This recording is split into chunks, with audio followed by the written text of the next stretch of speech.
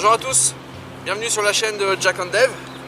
Aujourd'hui on se voit pour le matériel minimum que l'on souhaite avoir en permanence sur soi. Alors on n'a pas du tout, je suppose qu'on n'a pas tous les mêmes idées. Moi je vais vous présenter dans le cadre plus particulièrement de la survie, parce que moi j'ai en général toujours sur moi et je ne veux jamais me séparer au cas où il m'arriverait quelque chose, mais en tout cas dans la verte c'est le minimum du minimum que j'ai. Donc je commence par un contenant, parce qu'un contenant moi je trouve que c'est toujours appréciable. Pour moi il s'agit de la gourde militaire, celle-ci est une gourde américaine, avec le quart, bien pratique. Le quart, on peut faire chauffer de l'eau, faire une infusion, avec des feuilles de roncier, des aiguilles de pin, éventuellement faire chauffer de la nourriture, décontaminer de l'eau. Enfin, voilà, vraiment, moi je trouve que c'est très pratique, surtout qu'on a les deux en un. Et en plus, c'est l'avantage d'être avec sa housse, qui protège, qui conserve aussi bien le froid que le chaud. Et en plus, l'avantage, il y a une petite poche sur le côté. En secours, j'ai toujours un briquet, ou éventuellement, j'ai, comme j'avais toujours au régiment, mon petit tube avec les comprimés micro-purs pour décontaminer l'eau. Donc ça, c'est nickel. Donc ça, moi, c'est mon contenant. Un contenant, c'est obligatoire. Enfin, pour moi, c'est obligatoire. Et je trouve que c'est bien pratique. Ensuite, toujours avec moi, pour allumer le feu, une pierre à feu. Pierre à feu. Pourquoi la pierre à feu? Parce que je trouve que ça dure beaucoup plus longtemps qu'un briquet, pas besoin de le recharger. Et en plus, ça tombe dans l'eau, ça fonctionne. Ça, c'est nickel. C'est mouillé, il y a une averse, n'importe quoi, ça fonctionne. Le briquet, s'il tombe dans l'eau, on est vraiment mal.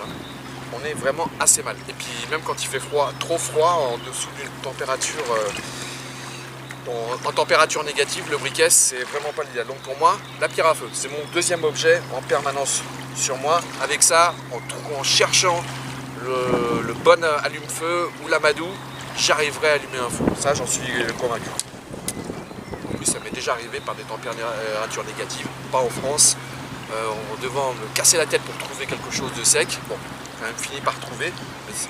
C'est vrai que c'est pas toujours facile, mais alors avec ça, voilà, ça tombera pas en panne. Et complètement mouillé, ça fonctionne.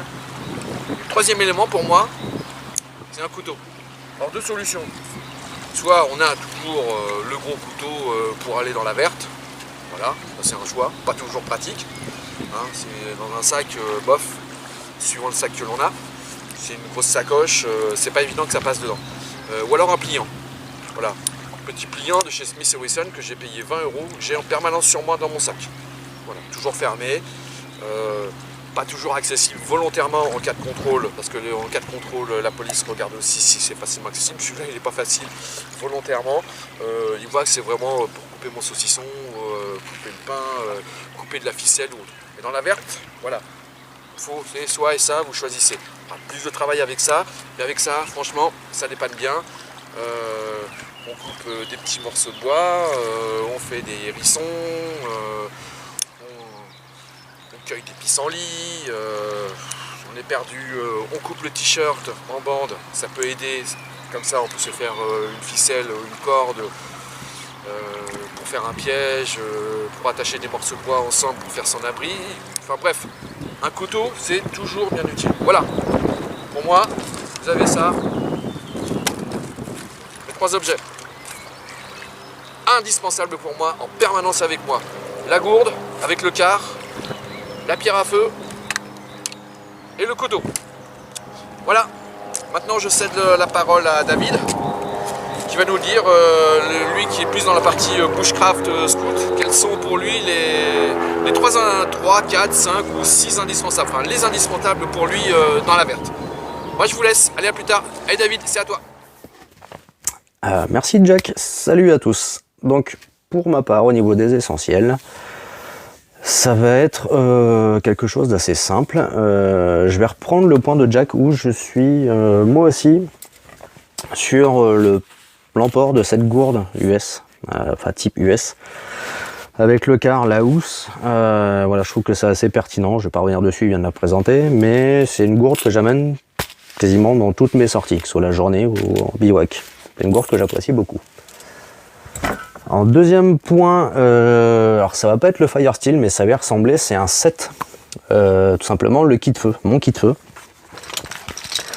qui est ici.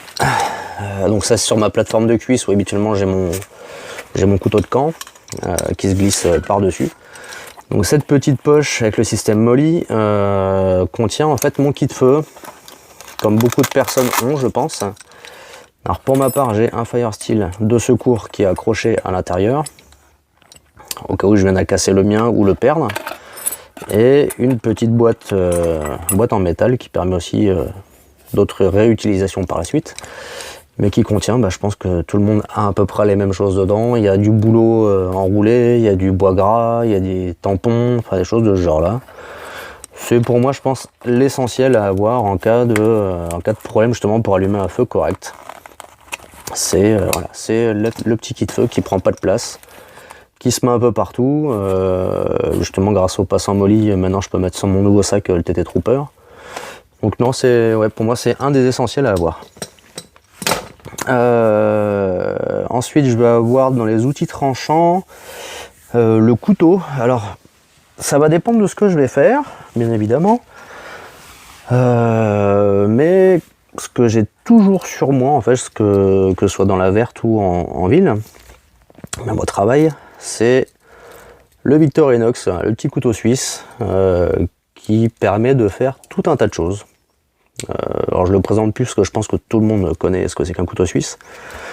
Mais voilà, je pense que c'est un des essentiels à avoir, qu'on soit débutant ou plus expérimenté. Voilà, pour ma part, j'ai commencé avec des couteaux suisses quand j'étais tout gamin, quand j'allais au scout, quoi. Donc, il y a quelques années de ça, j'ai commencé avec ces couteaux-là, couteaux suisses et Opinel. Donc pour moi, c'est un couteau qui est resté constamment tout au long de ma vie. C'est un set d'outils, qu'on appelle couteau, hein, mais pour moi, ça, voilà, c'est un objet très essentiel. Prend pas de place, très peu lourd. Au niveau du tarif, c'est pas excessivement cher si on prend en compte qu'il y a différents outils sur un même support. Donc au final, c'est pas si onéreux que ça. Et voilà, c'est un outil qui dure des années et des années, quoi. Donc pour moi, ouais, le couteau suisse. Ensuite, je vais avoir la couverture de survie aussi, que je trouve assez intéressant d'avoir. C'est pareil, ça prend pas de place. Ça coûte pas cher du tout, ça se trouve n'importe où, et ça peut vous sauver les miches de beaucoup de situations. En cas de pluie, vous perdez dans la forêt, vous pouvez vous faire un abri, rester au chaud, avoir votre signalement un peu plus facilement visuellement. Voilà, pour moi c'est un objet qui est vraiment essentiel à avoir dans son sac, dans sa sacoche, ou peu importe, que ce soit en ville ou dans la verte, hein, tout simplement. C'est un objet, je trouve, vraiment très essentiel. Réutilisable aussi, pour ma part j'en ai une réutilisable. Un peu plus encombrante, par contre, c'est un peu dommage. Mais sinon, très, très, très bon matériel. Et en dernier point, la cordelette.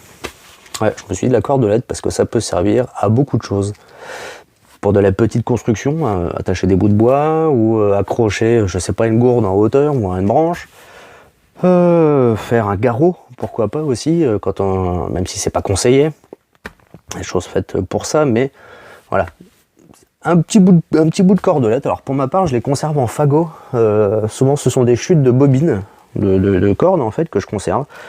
Voilà, des petits fagots comme ceci, qui pèsent rien, qui prennent pas de place, qui se tiennent bien, hein, une fois que c'est bien enroulé. Et ça permet simplement de se dépanner quand on a besoin d'avoir quelques centimètres, 1 mètre ou même 2 mètres, on va dire, de cordelette, quoi. Donc voilà, pour moi je pense que ça fait partie des essentiels. Je pense avoir fait le tour. Oui, j'ai fait le tour. Écoutez, je vous remercie pour ce visionnage de vidéo. J'espère que la vidéo vous aura plu. N'hésitez pas à vous inscrire sur la page Facebook et la chaîne YouTube de Jack and Dave. Pardon, je suis un peu enrhumé. Donc n'hésitez pas à vous inscrire donc, sur les 2 pages et chaînes, à partager aussi, qu'on puisse avoir un maximum de retours aussi de votre part concernant nos vidéos, vos envies de vidéos, qu'on puisse vous présenter des choses si ça nous est donné de le faire. N'hésitez pas surtout aussi à commenter cette vidéo, que l'on puisse avoir vos essentiels, vos idées d'essentiels, et vos avis sur nos essentiels, qu'on puisse discuter là-dessus, partager, voir un petit peu les différents points de vue de chacun.